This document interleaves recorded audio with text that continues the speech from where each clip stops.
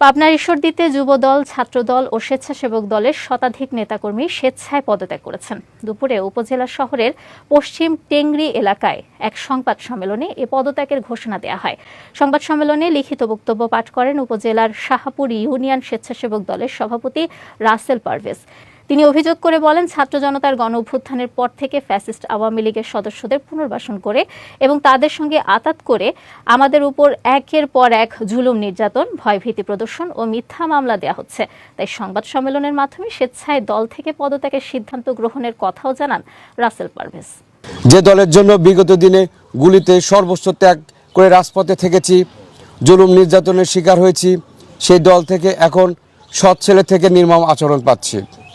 সে কারণে আমরা সকলে যার পর নাই ব্যতীত। আমরা এখনও শহীদ প্রেসিডেন্ট জিয়াউর রহমান ও আপোষহীন নেত্রী বেগম খালেদা জিয়ার সুযোগ্য উত্তরসূরি জনাব তারেক রহমানের উপর আস্থা রাখি। কিন্তু সাম্প্রতিক পরিস্থিতিতে আমরা আমাদের অভিভাবক জনাব তারেক রহমানের উপর অভিমানস্বরূপ কঠিন সিদ্ধান্ত নিয়েছি। মূল কথা হলো, হাবিবুর রহমান হাবিবের অত্যাচারে আমাদের পক্ষে দল করা সম্ভব হচ্ছে না।